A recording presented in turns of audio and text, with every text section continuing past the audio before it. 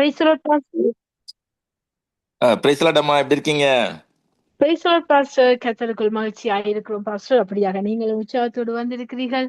வார்த்தையின் வெளிச்சத்தின் நேரத்தில் உங்களை நான் வாழ்த்தி வரவேற்கிறேன். வெளிச்சத்தை காண ஆவலாக இருக்கிறோம் பாஸ்டர். எடுத்து வாருங்க. ஆமென். ஒரு சின்ன ஜெபத்தோட ஆரம்பிப்போம். Okay pastor. Thank you, Lord. Father, we praise your holy name. What a privilege, Lord, to study your word. We ask you, Father, to teach us your word with the power of your Holy Spirit. In Jesus' name I pray. Amen.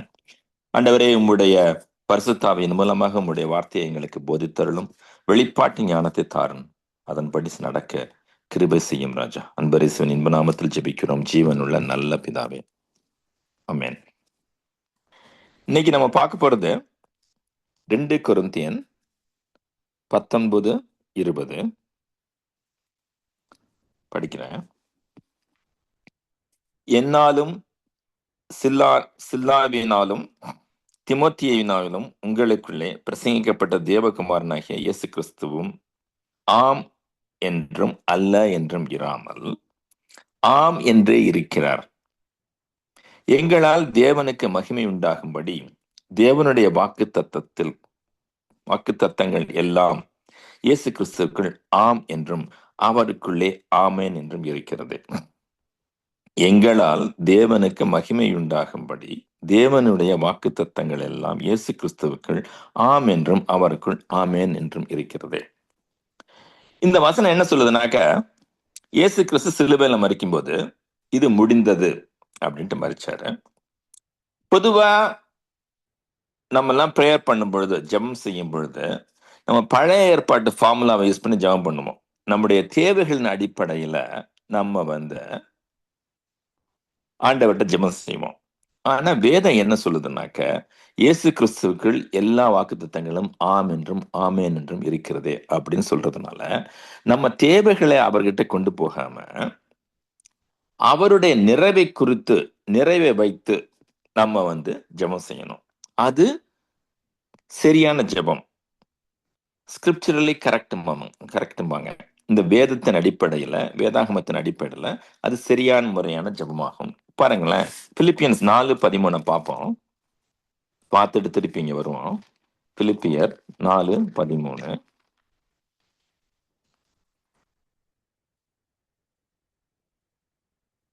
நாலு 19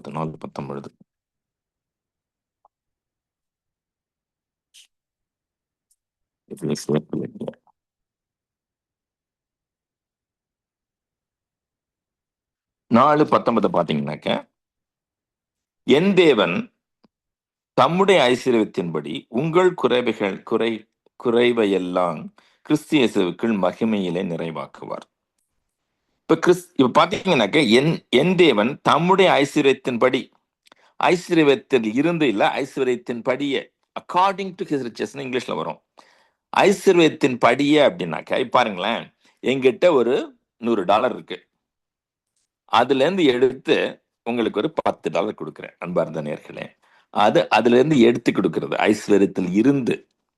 ஐஸ்வர்யத்தின் படி என்னக்க, $100 என்கிட்ட இருக்கு, அதை அப்படியே எடுத்து உங்களுக்கு $100 கொடுத்தாக்க அது ஐஸ்வர்யத்தின் படியே.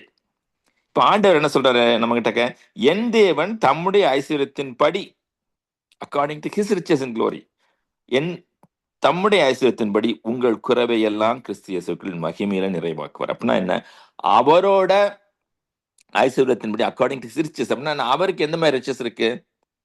பைபிள் சொல்லுது, பூமியில் உள்ளவைகள் யாவையும் அவருக்கு சொந்தமானது, ஆகாயத்தில் உள்ளவைகள்னா அவருக்கு சொந்தமானது.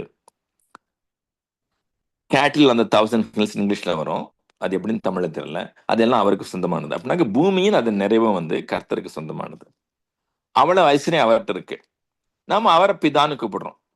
அப்படின்னாக்க பிதா நமக்கு கொடுக்க ரொம்ப ஆவலாக இருக்கிறார். அப்படின்னா என்ன, வேதாகமத்தின்படி பார்க்க போனால் நமக்கு அவர் கொடுத்துட்டாரு. அதனால நம்ம தேவைகளை சொல்லி சொல்லி கேட்டாக்க, தேவைகளை சொல்லி சொல்லி ஜெபம் செஞ்சா நம்முடைய தேவைகள் தான் பெருகும். பாருங்களேன், இப்ப ஒரு கிளாஸ் இருக்கு, அதுல தண்ணி இருக்கு, அதுல பாதி அளவுக்கு தண்ணி இருக்கு. இப்ப half empty, பாதி குறைவா இருக்குன்னு சொன்னா மீதியும் குறைஞ்சு போயிடும். பாதி தண்ணி இருக்குன்னு சொன்னாக்க அது ரொம்ப வெளியாக ஆரம்பிக்கும். அதே மாதிரி எல்லா விஷயத்துலையுமே இப்போ நீங்க மீட்டிங் போறீங்க, பேசுறீங்க, பேசி முடிச்சதும் எல்லாம் பார்ப்பாங்க என்னென்ன குறைகள் இருக்கு அப்படிம்பாங்க. என் மகள் அந்த மாதிரி மீட்டிங்லாம் பேசுவாள், பேசிட்டு வந்து சொல்லுவாப்புல இந்த மாதிரி குறைகள் எல்லாம். நான் சொல்லுவேன், குறைகளை பார்க்க வேண்டாம், என்ன நிறைகள் இருக்கு, எது நிறைவா இருந்துச்சு, எது நல்லா போணுச்சு அப்படின்னு கேட்பேன். இப்ப எது நல்லா போணுச்சு அப்படின்னு நம்ம தியானம் பண்ணாக்க அது பெருக ஆரம்பிக்கும். எது குறைவா இருக்கு, அப்பதான் நம்ம முன்னேறலாம், இம்ப்ரூவ் பண்ணிக்கலாம் அப்படின்னு குறைவையே பார்த்துட்டு இருந்தாக்க குறைகள் தான் பெருக ஆரம்பிக்கும். அதனால நம்ம வந்து நிறைவையே பார்க்க வேண்டும். ஏனெனில் நம்முடைய ஆண்டவர் நிறைவானவர். அவர் கொடுத்த வாக்கு தத்தங்கள்ல இருந்து அவர் பின்வாங்கி போறது கிடையாது. எல்லா ஆசீர்வாதமும் அவர்கிட்ட இருந்து தான் வருது. அவர் ஐஸ்வர்ய சம்பன்னர், மகிமையின் ராஜா. அதனால நம்ம ஜெபம் செய்யும்போது அவருடைய நிறைவை வச்சு தான் ஜெபம் செய்யணும். இப்ப பாருங்களேன், இப்ப நமக்கு ஒரு உடம்பு சரியில்லை அப்படின்னாக்க நம்ம போய் ஆண்டவரே இது சரியில்லை, அது சரியில்லை, இது வலிக்குது, அது வலிக்குதுன்னு ஜெபம் பண்ணக்கூடாது. நம்ம எப்படி பண்ணணும் அப்படின்னாக்க, ஆண்டவரே இந்த மாதிரி ஏசாயா 53:5 நீங்க வந்து சொல்லிட்டீங்க, இயேசு கிறிஸ்துவின் தழும்புகளால் நான் குணமானேன் என்று. நீர் வந்து மனம் மாற மனுபுத்திரன் அல்ல, பொய் சொல்ல மனுஷன், நீ வந்து பொய் சொல்ல மனுஷன் அல்ல, மனம் மாற மனுபுத்திரன் அல்ல. அதனால உம்முடைய வார்த்தையின்படியே நான் வந்து இந்த மாதிரி குணமாகி விட்டேன், நான் சுகமானேன் அப்படின்னு விசுவாசிக்கிறேன் அப்படின்னு நம்ம சொல்லணும். அப்படி சொல்லும் பொழுது அது வல்லமையான ஜெபம். ஏன்னாக்க அது ஆண்டவர் என்ன சொல்லி இருக்கிறாரோ புதிய ஏற்பாட்டுல அதை வச்சு செய்யும் ஜெபம். அதே மாதிரி மத்தேயு 8:17 அதே வசனம் இருக்கு. 1 பீட்டர் 2:26 அதே வசனம் இருக்கு. அப்படி பண்ணும் பொழுது நம்ம வந்து ஒரு நன்றி அறிதலோட, இப்ப பிலிப்பியன்ஸ் 4:8 போட்டிருக்கு பாத்தீங்களா, don't be anxious for anything but in everything by prayer and supplication let your request be made known unto God. நீங்க வந்து கவலைப்படாதீங்க, கவலைப்படாம ஆண்டவரோட ஜெபத்தோடும் வேண்டுதலோடும் விண்ணப்பத்தோடும் உங்கள் தேவைகளை தெரிவிங்கன்னு போட்டிருக்கு. அதுல ஒரு முக்கியமான பாயிண்ட் இருக்கு. எப்படின்னாக்க, பிரேயர் அண்ட் சப்ளிகேஷன் இங்கிலீஷ்ல வரும், தமிழ்ல ஜெபத்தோடும் விண்ணப்பத்தோடும் வரும். அந்த பிரேயர்னா என்ன அப்படின்னு நான் ஒரு நாளைக்கு படிச்சு பார்த்தேன். பிரேயர்னா எப்படின்னாக்க, நம்ம வந்து ஆண்டவர் கூட ஒரு கம்யூனியன் பண்றது, உறவாடுதல், ஒரு ரிலேஷன்ஷிப்பை கிரியேட் பண்றது. எப்படி அந்த மாதிரி ரிலேஷன்ஷிப்பை கிரியேட் பண்ணிட்டு அதுக்கப்புறம் தான் கேட்கணுமா. அது எப்படின்னாக்க, நம்ம வந்து இப்போ இந்த ஊர்ல ஒரு உலக வழக்கத்துப்படி ஒரு பெரிய ஆஃபீஸரையோ அஃபிஷியலையோ ராஜாவையோ பார்க்க போனாக்க நம்ம வந்து புகழ்ச்சியா 4 வார்த்தை சொல்லிட்டு 4 வார்த்தை பேசிட்டு அப்புறம் தானே கேட்குறோம். அந்த மாதிரி ஆண்டவரை நம்ம வந்து துதிக்கணும், முதல்ல ஆராதிக்கணும். ஆண்டவரே நீர் மகிமையின் ராஜா, you are the king of kings and the lord of lords, you are the holy one of Israel, you are the one who was, one who is and the one who is to come, you are the lion of the tribe of Judah, you have never lost a battle, never lost a war, I ask you father அப்படின்னு சொல்லிட்டு அவரை புகழ்ச்சியா பண்ணிட்டு அப்புறம் தான் நம்ம வந்து விண்ணப்பத்தை வைக்கணும். இந்த பிரேயர்னாக்க கம்யூனியன். இது பாருங்களேன், பைபிள்ல பல சம்பவங்கள் இருக்கு. அது எல்லா இடத்துலயும் போட்டிருக்கோம். தி நெல்ட் அண்ட் வர்ஷிப்னு போட்டிருக்கோம். இந்த செஞ்சுரியான் நீல் பண்ணுவாரு. நிறைய பேர் வந்து முதல்ல வர்ஷிப் பண்ணுவாங்க, வர்ஷிப் பண்ணிட்டு அப்புறம் தான் கேட்பாங்க. அந்த மாதிரி நம்ம வந்து ஆண்டவர் வந்து வர்ஷிப் பண்ணிட்டு அப்புறம் தான் விண்ணப்பத்தை கேட்கணும். விண்ணப்பம்னாக்க ஸ்பெசிபிக் ப்ரேயர், ப்ரேயர்னாக்க கம்யூனியன், அவரோட ஒட்டு உறவாடிட்டு ஒரு உறவை நல்லா ஸ்ட்ராங் ரிலேஷன்ஷிப்பை ஸ்ட்ரெங்தன் பண்ணிட்டு அப்புறம் தான் நம்ம வந்து விண்ணப்பத்தை வைக்கணும். அப்படி வைக்கும் பொழுது அது நிறைவேறும். அது வந்து ஆண்டவர் கேட்பாரு. அதனால நம்ம எப்பவுமே பழைய ஏற்பாடு ஃபார்முலா போட்டிருக்கு பார்த்தீங்களா, அது டியூட்ரானமி 11 இருக்குன்னு நினைக்கிறேன். அது என்ன போட்டிருக்குனாக்க, ஒரு நிமிஷம் அதுங்க, அதை எடுப்போம். டியூட்ரானமி 11 இங்கே எடுத்து வச்சிருக்கேன். டியூட்ரானமி 11, 22, 23 அதை பார்த்துட்டு இங்கே வருவோம். டியூட்ரானமி 11, 22, 23 உபாகமம்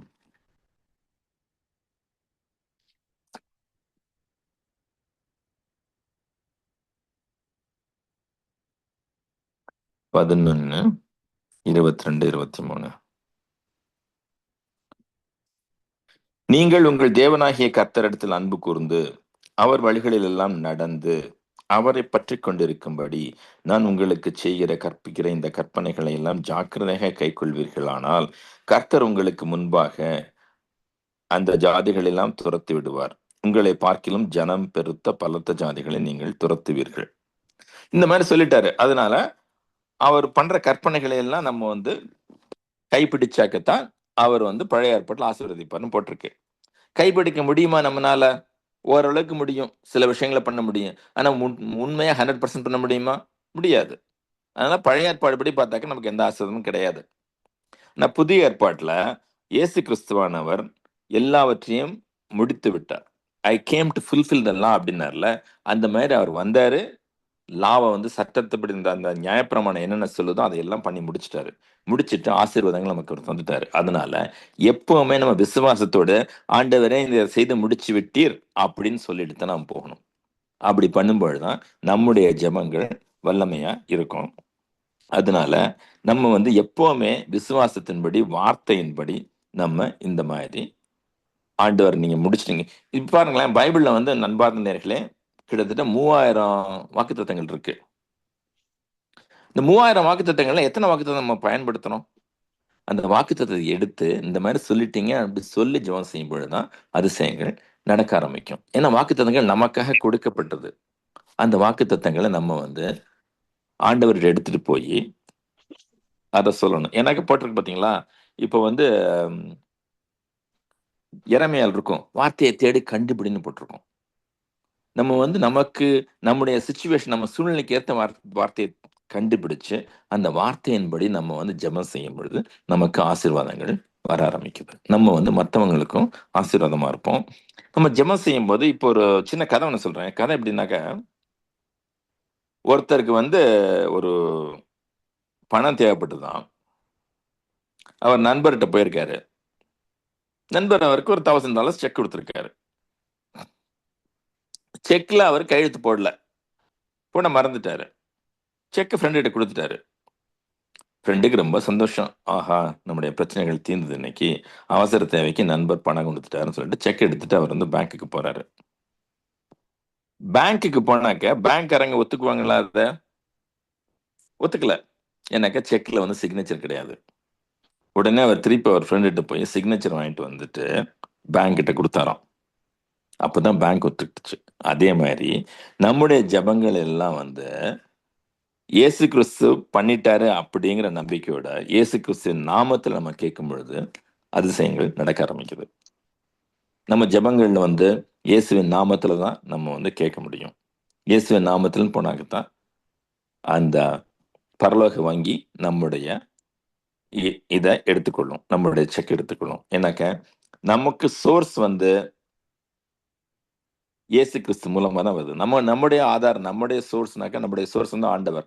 அவருடைய ஆசீர்வாதங்கள் இயேசு கிறிஸ்தன் மூலமாக மட்டுமே நமக்கு வருது. அதனால யோவான் 16:21 போட்டிருக்குல்ல, verily verily I say unto you whatsoever you shall ask the Father in my name I will do it அப்படின்னு போட்டிருக்கலாம். அதனால நம்ம வந்து எப்பவுமே இயேசுவின் நாமத்துல ஒரு வசனத்தின்படி ஆண்டவரை அணுகி ஜெபிக்க வேண்டும், வசனத்துல நிற்க வேண்டும். அப்பதான் நமக்கு வந்து அது ஒரு விசுவாசமுள்ள ஜெபமா இருக்கும். விசுவாசமுள்ள ஜெபம் தான் வந்து பரலோகத்தில் கேட்கப்படும், பிணியாளிகளை ரட்சிக்கும். அதனால நம்ம விசுவாசம் என்ன?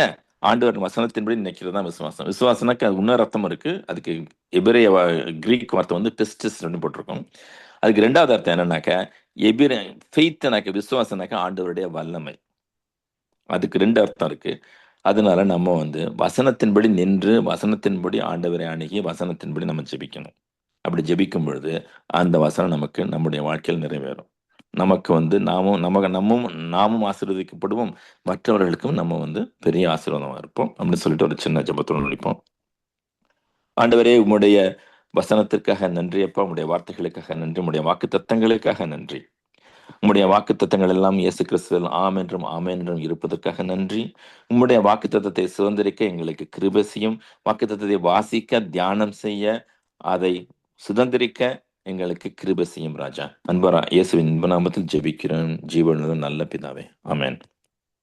ஆமென், ஆமென், ஆமென். நன்றி பாஸ்டர், அருமையான வார்த்தையின் வெளிச்சத்தில் அழகானது ஒரு செய்தி, ஆழமான சத்தியம் இடையில் உள்ளது. 2 கொரிந்தியர் 1:19 20 அவருடைய வாக்குத்தங்கள் எல்லாம் கிறிஸ்து இயேசுவுக்குள் ஆம் என்றும் ஆமேன் என்றும் இருக்கின்றன. அவருடைய நாமத்தினாலே நாங்கள் எதை கேட்டாலும் பெற்றுக்கொள்வோம் என்று அந்த நிறைவை கருத்து நிறைவை பேசி அவருடைய வாக்குத்தத்தத்தை வார்த்தைகளை பேசி அந்த ஆசீர்வாதத்தை சுதந்திரிக்க முடியும். எங்கள் தேவன் தம்முடைய ஐஸ்வர்யத்தின்படி எங்கள் குறைவுகளை எல்லாம் கிறிஸ்து இயேசுவுக்கு மகிமையை நிறைவாக்குவார். அப்படிப்பட்ட தேவன் நிச்சயமாக எங்களை நிறைவாக்குற தேவன் நிறைவானவர். இந்த நிறைவான இடத்துல நாங்க நிறைவாய் பேசி நிறைவேற்றி வெற்றிக்கொள்வோம். அருமையான வார்த்தையும் வெளிச்சம் அதுக்கு அடங்கிய ஆழமான சத்தியத்தை வெளிப்படுத்த சிறிய கதையுடனாக சத்தியத்தின் ஆழத்தை வெளிப்படுத்தினீர்கள். வெளிச்சத்தை பெற்றுக்கொண்டோம், சத்தியத்தின் ஆழத்தை கற்றுக்கொண்டோம். கற்றுக் கொடுத்த உங்களையும் உங்கள் குடும்பத்தையும் சபை ஊழியங்களையும் கர்த்தர் நிறைவு ஆசீர்வதிப்பாராக. கர்த்தரை சித்தமானால் நாங்கள் இன்னொரு அழைப்பில் சந்திக்கும் வரைக்கும் தேவ சமாதத்தை கூறுவோம். நன்றி பாஸ்டர். நன்றி அம்மா, உங்களே ஆசீர்வதிப்பாராக. ஆமென். ஆமென். ஆமென்.